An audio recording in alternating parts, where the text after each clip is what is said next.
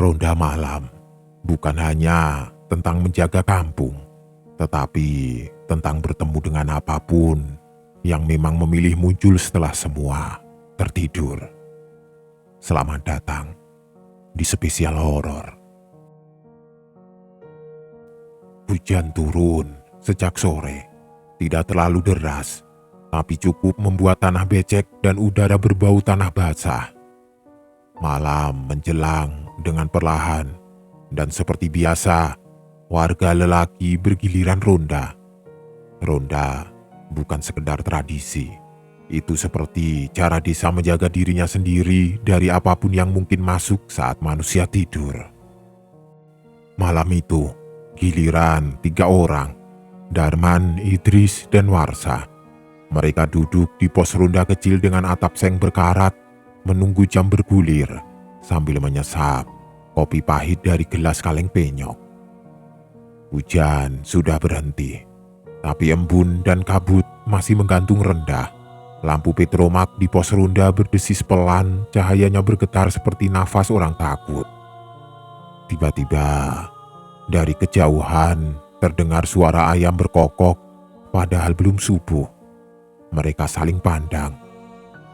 Mulai, gumam Idris pelan, karena orang-orang tua di desa selalu bilang, kalau ayam berkokok tengah malam itu bukan tanda pagi datang, itu tanda ada yang lewat. Mereka mulai berkeliling kampung. Jalan tanah licin, sandal mereka penuh lumpur. Di bawah cahaya senter tanah becek memperlihatkan sesuatu yang langsung membuat mereka berhenti. Jejak kaki kecil. Bukan satu, tapi banyak. Seperti kaki anak kecil berlarian tanpa alas. Ukurannya tidak lebih besar dari telapak tangan. Jejak itu bergerak dari arah kebun, menyusuri jalan lalu bercabang ke berbagai rumah warga. Darman jongkok mengamati. Anak kecil mana yang main tengah malam begini? Katanya. Idris menggeleng. Bukan anak kecil. Jejak itu terlalu teratur, terlalu rapi, terlalu banyak. Seolah ada rombongan yang lewat tapi tidak ada suara sama sekali. Tidak ada tawa, tidak ada nafas, tidak ada percikan lumpur. Dan ada satu hal yang membuat mereka merinding. Jejak itu tidak hanya menuju rumah orang biasa. Hampir semua jejak berakhir di rumah orang-orang yang sedang punya harta atau baru saja mendapatkan rezeki. Rumah pedagang kaya, juragan beras, pemilik sawah luas. Semua orang tahu ada cerita lama. Uang bisa bertambah, tapi kadang bukan manusia yang mengambilnya. Mereka memutuskan mengikuti salah satu jejak. Jejak itu membawa mereka ke sebuah rumah besar berpagar kayu tinggi. Lampu rumah masih menyala meski jam sudah melewati tengah malam. Anehnya, pagar masih terkunci dari dalam. Kalau ada anak kecil masuk, mereka lewat mana? Bisik Warsa. Mereka mengetuk pelan. Tidak ada jawaban. Namun dari dalam terdengar suara lemari dibuka, uang kertas disibak, koin berjatuhan. Bukan suara orang marah atau panik, lebih seperti suara seseorang yang sudah terbiasa melakukannya. Lalu, terdengar suara langkah kaki kecil berlarian cepat, tap, tap, tap, mendekat ke jendela, dan lewatlah bayangan kecil melewati tirai. Kepala pelontos, tubuh pendek, tangan kurus, gerakannya cepat seperti tidak pernah benar-benar menyentuh lantai. Warsa menelan ludah. Tuyul, kata itu hanya berbisik, tapi malam seolah mendengarnya. Lampu di teras berkedip. Anjing tetangga menggonggong lalu terdiam seketika, seolah tenggorokannya dicekik oleh sesuatu yang tidak terlihat. Esok harinya, mereka menceritakan kejadian itu pada seorang tetua desa. Lelaki tua itu hanya menghela nafas, tatapannya berat seperti menyimpan cerita yang sebaiknya tidak diucapkan. "Jejak itu bukan untuk kalian ikuti," katanya. "Kalau kalian ikuti sampai ujung, kalian akan tahu siapa yang memelihara. Tapi tahu belum tentu baik." Ia menatap ketiganya. "Dan ingat, tuyul tidak suka dilihat. Kalau kalian melihatnya terlalu jelas, kadang kalian tidak bisa melihat dunia yang sama lagi setelah itu." Peringatan itu seharusnya cukup, tapi rasa penasaran manusia sering lebih besar daripada rasa takut. Malam berikutnya, mereka kembali ronda, dan jejak itu muncul lagi. Lebih banyak dari sebelumnya, lebih rapi, lebih jelas. Seperti sengaja mengundang mereka untuk mengikuti. Malam pekat, bulan tertutup awan. Hanya senter menjadi mata mereka. Jejak kecil itu membawa mereka menjauh dari rumah-rumah warga, melewati kebun singkong, menyusuri jalan setapak di antara ilalang, lalu menuju sebuah rumah di pinggir desa. Rumah itu tampak biasa di siang hari, tapi malam ini terasa berbeda. Lampu padam, tirai tertutup rapat. Di depannya ada mangkuk tanah liat berisi bunga kering dan sisa kemenyan yang masih terasa baunya. Jejak kecil berhenti di bawah kolong rumah. Diam, menumpuk di sana, seperti sekumpulan makhluk kecil yang sedang berkerumun. Darman mendekat perlahan, menyorotkan senter ke bawah kolong.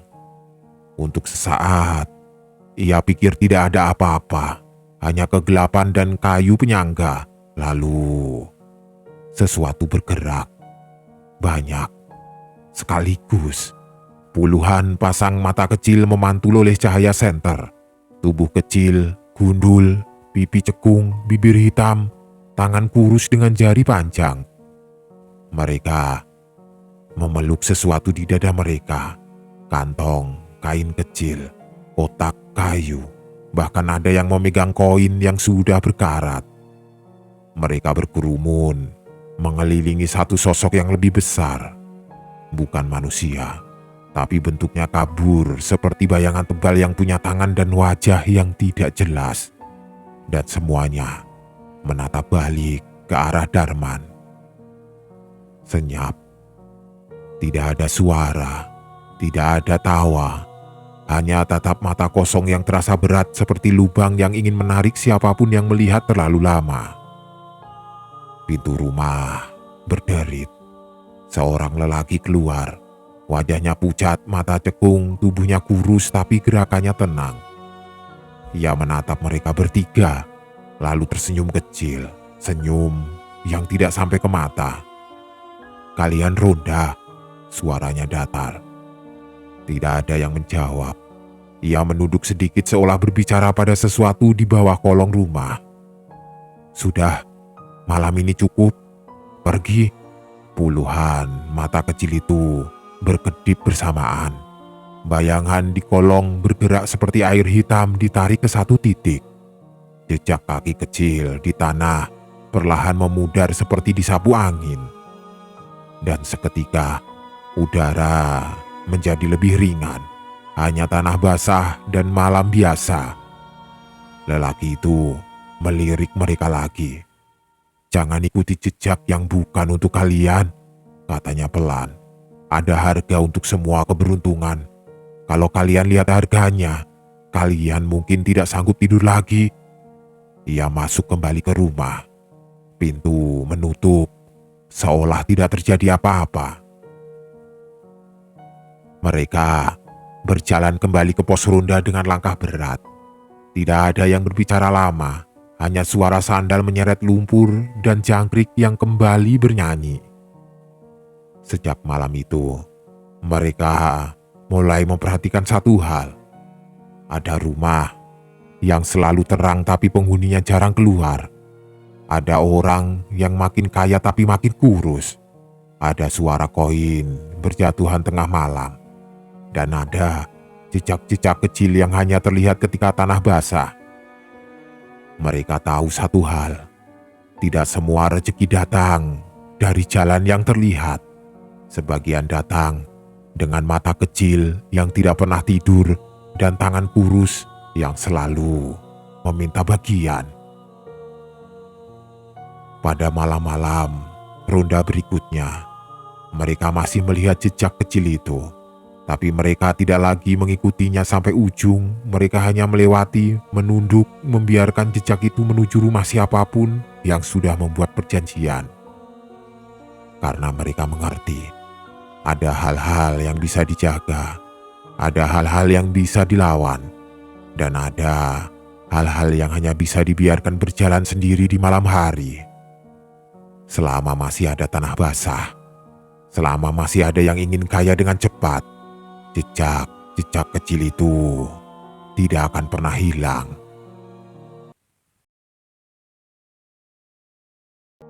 Nyi Kemala atau Kemolo adalah urban legend yang berkembang di daerah perbatasan Semarang sekira tahun 1930-an. Walau cerita ini sangat lawas, tapi aku tertarik karena sang narasumber mampu memberi informasi yang lumayan detail. Nyi Kemala dulunya adalah seorang silihan hiu atau bisa disebut rentenir atau lintah darat. Mungkin jahat dan kejamnya rentenir ini tidak serta-merta hanya ada di TV atau film saja, tapi memang kemungkinan pernah ada di dunia nyata. Mungkin Nyi Kemala ini salah satu contohnya. Nyi Kemala adalah seorang lintah darat yang kejam dan terkenal raja tega di masa kejayaannya, mengandalkan bajul-bajulnya, para penagih-penagihnya, debt kolektornya, yang selalu patuh melaksanakan semua perintah tuannya. Tidak segan para bajul ini menghajar, mengambil paksa barang dari orang yang tidak mampu membayar hutangnya. Tidak terhitung lagi berapa kehidupan yang dihancurkan oleh Nyi Kemala ini. Tapi memang kata pepatah Jawa, sopo nandur mesti bakalan ngunduh.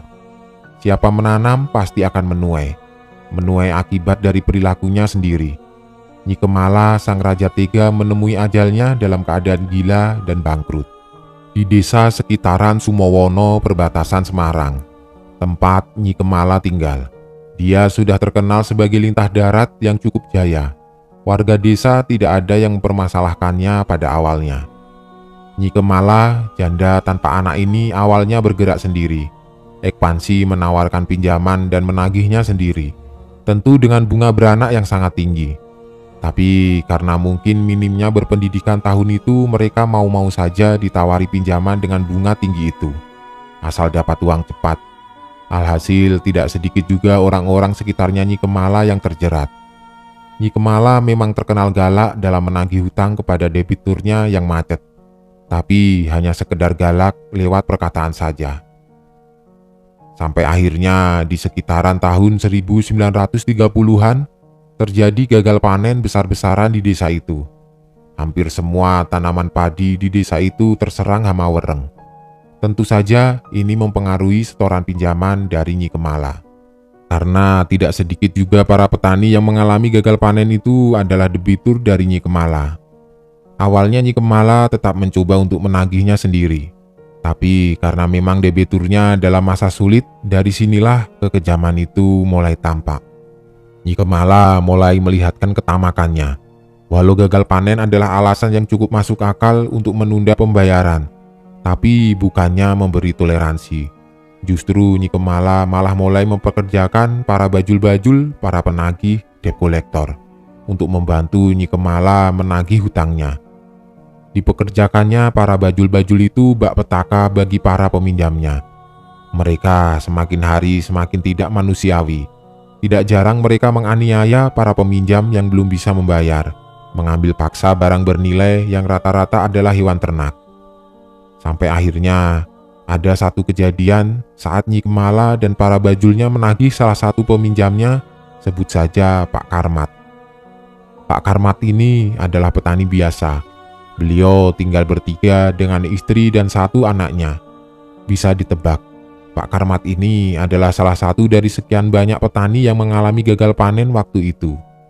Dan sepertinya Pak Karmat ini sudah tidak bisa lagi membayar, karena bunga dan dendanya yang semakin hari semakin meningkat karena pembayaran yang tertunda. Akhirnya harta bendanya habis hanya untuk membayar bunganya saja.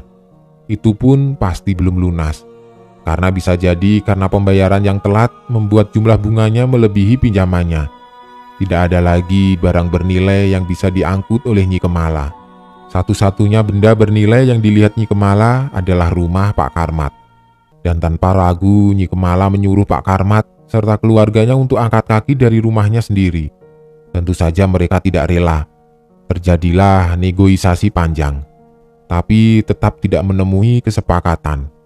Pak Karmat memohon untuk meminta waktu lagi kepada Nyi Kemala, tapi dengan tega Nyi Kemala berkata, "Pokoknya 3 hari kalian harus pergi dari rumah ini," sambil berlalu meninggalkan tempat itu. Nyi Kemala terus mengomel diiringi oleh para bajul-bajulnya yang pecicilan. Tetangga yang melihat karena mendengar keributan itu pun dibentaknya. "Bubar, ini contohnya kalau ingkar janji kepadaku." Singkat cerita, tepat 2 hari 3 malam atau menuju 3 hari, rumah Pak Karmat kebakaran.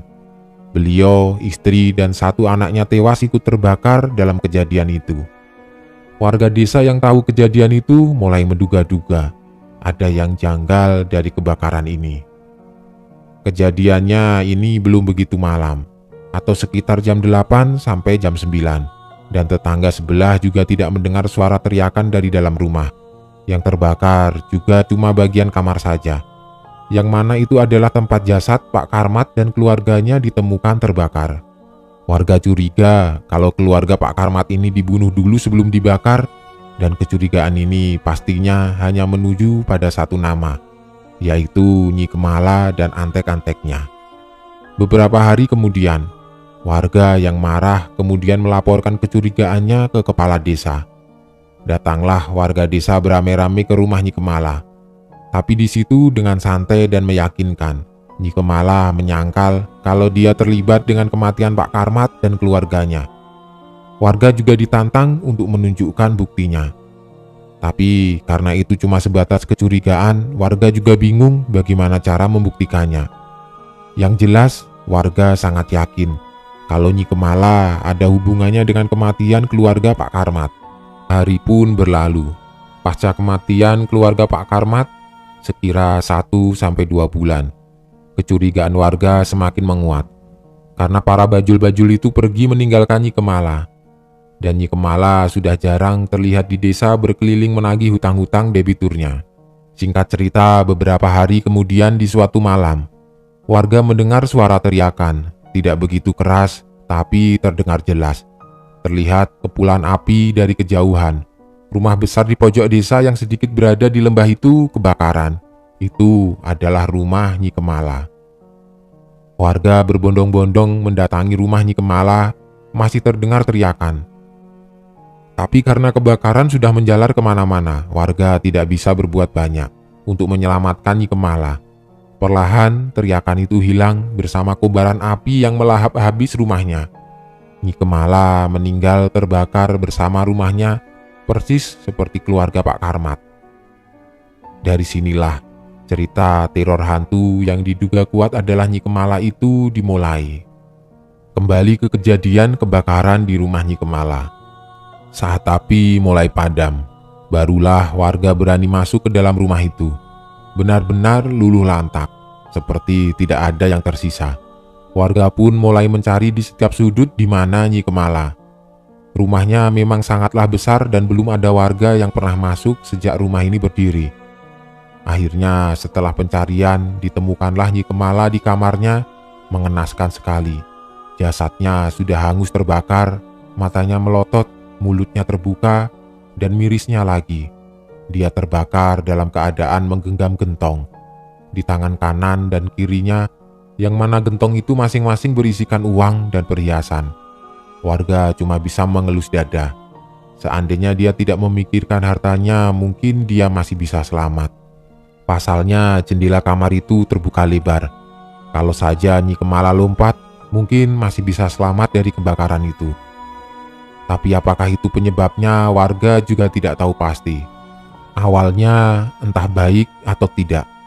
Kematian Nyi Kemala tentu membuat banyak orang beruntung, terutama para peminjamnya. Karena dengan kematiannya mungkin mereka tidak perlu mengembalikan uang yang dipinjamnya. Tapi kenyataannya tidak begitu. Sejak kematian Nyi Kemala, banyak warga yang mengaku didatangi oleh sosok seperti Nyi Kemala. Rata-rata, orang yang mengaku didatangi adalah orang yang masih mempunyai hutang dengan Nyi Kemala. Tapi sepertinya sosok yang diduga adalah Nyi Kemala itu bukan datang untuk menagih hutang. Mungkin lebih ke permintaan maaf, karena setiap datang, sosok itu hanya menangis. Kadang juga hantu Nyi Kemala itu berjalan sambil menangis mengelilingi desa. Dengan kebaya hijau, rambut terurai, wajahnya gosong dan jalannya pincang. Konon sampai sekarang, di malam-malam tertentu, hantu Nyi Kemala ini masih sering terlihat berjalan keliling desa. Nyi Kemala ini sepertinya tidak punya kerabat. Itu dibuktikan karena tidak ada ahli waris dari rumah itu. Alhasil, rumah itu terbengkalai, tidak berupa, tapi konon sosok yang diduga adalah Nyi Kemala masih sering terlihat mondar-mandir di rumah itu. Tahun berlalu, setelah puluhan tahun terbengkalai. Sekitar tahun 90-an, rumah Nyi Kemala ini sempat diklaim oleh pemerintah dan dibangun menjadi KUD, Koperasi Unit Desa. Dan entah kenapa KUD ini ditutup tahun 1998-an. Sampai di tahun 2000, bangunan ini dibeli oleh seseorang dan dijadikan tempat penggilingan padi sampai sekarang. Dan katanya, hantu Nyi Kemala menjadi penunggu di tempat penggilingan padi ini. Kerap juga bersuara dan menampakkan diri. Dan kali ini kesaksian dari seseorang yang beliau adalah penjaga yang sering tidur di tempat penggilingan padi ini. Sebut saja namanya Mas Sutikno. Namaku Sutikno, umurku sekarang 30 tahun. Sejak aku kecil memang KUD ini bekas rumah Nyi Kemala dikenal angker. Itu cerita turun-temurun dari warga desa dari zaman kakek nenekku. Aku pikir awalnya hanya untuk menakut-nakuti anak kecil saja.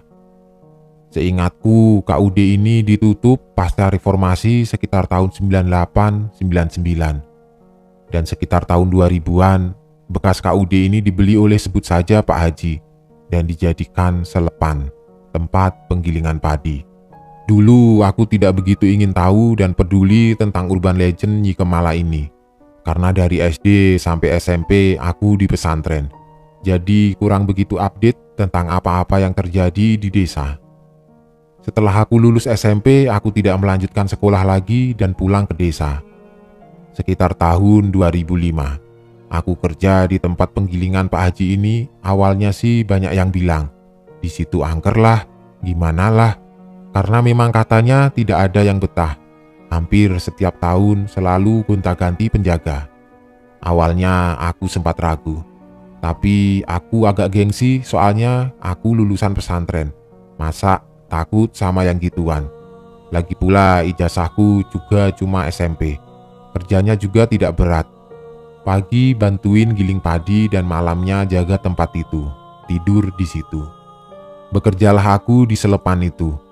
Tapi baru di hari atau malam pertama aku di situ, aku bermimpi didatangi oleh sesosok wanita berkebaya dengan wajah yang kehitam-hitaman dan kulitnya yang terkelupas. Dalam mimpi itu, sosok itu tidak berbicara, hanya menangis, merintih seperti kesakitan. Saat bangun di pagi hari, aku berpikir, kenapa mimpi ini seperti nyata? Dan aku benar-benar bisa mengingatnya dengan gamblang. Apakah ini Nyi Kemala itu? Tapi aku mencoba menepisnya.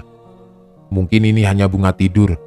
Aku pun mencoba untuk tidak terlalu memikirkannya, tapi entah kenapa, semakin aku mencoba tidak memikirkannya, semakin aku kepikiran. Ada sedikit rasa takut, tapi aku terus mencoba melawannya. Di malam kedua, aku mencoba untuk tidur. Walaupun jujur masih kepikiran tentang mimpi semalam. Sambil mendengarkan radio, aku pun tertidur.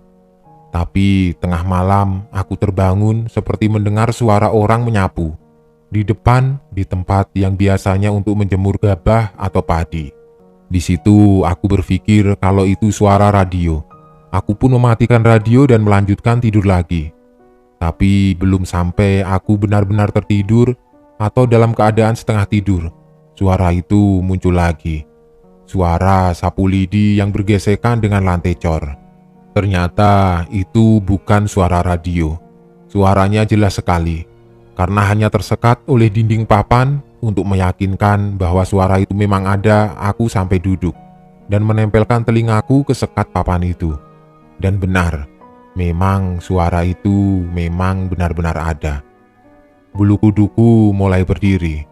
Sebenarnya ada jendela di situ, tapi entah kenapa malam itu aku terlalu takut untuk mengintipnya. Aku mendengarkan lagi dengan lebih seksama. Suara itu seakan semakin mendekat ke telingaku yang masih sedikit menempel di papan. Dan beberapa saat kemudian, suara itu seperti menjauh dan menghilang. Aku dengarkan lagi dengan seksama, dan memang suara itu sudah hilang. Tapi belum sempat aku menjauhkan daun telingaku, tiba-tiba ada suara. Berbisik tapi sangat jelas. Seperti tertawa tapi dengan nada berbisik. Mungkin karena memang suasananya hening membuat suara berbisik itu terdengar jelas. Seketika aku merinding sekujur badan.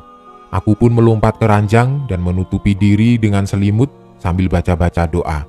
Jujur, aku sangat ketakutan waktu itu. Sambil mengintip lewat selimut, aku ingin memastikan ini jam berapa. Ternyata jam menunjukkan pukul 3 dini hari, membuat aku semakin takut. Akhirnya aku menutupi diri dengan selimut hingga azan subuh berkumandang. Jujur aku sangat takut karena seumur-umur baru pertama kali mengalami hal seperti itu. Keesokan harinya aku tidak berhenti mengingat kejadian itu. Dan ketika jam makan, aku pulang ke rumah dan menceritakan kejadian itu kepada ibuku. Aku ingin berhenti dari pekerjaan, tapi ibuku melarangnya. Mengingat zaman itu memang susah mencari pekerjaan, apalagi aku yang ijazahnya cuma SMP. Aku pun mengikuti omongan ibuku, mencoba memberanikan diri. Singkat cerita, di malam ketiga, gangguan itu muncul lagi tapi dalam bentuk lain. Pola gangguannya hampir persis seperti sebelumnya, yaitu selalu membangunkanku di tengah malam. Jadi, malam itu aku terbangun mendengar suara berisik di dalam gudang yang berada persis di samping kamar. Aku kira tikus yang mengerat gabah. Aku pun bergegas untuk mengeceknya. Tapi ketika sampai di depan pintu, perasaanku mulai bergejolak. Sepertinya bukan tikus. Suaranya terlalu lembut dan teratur. Tapi aku jadi sangat penasaran.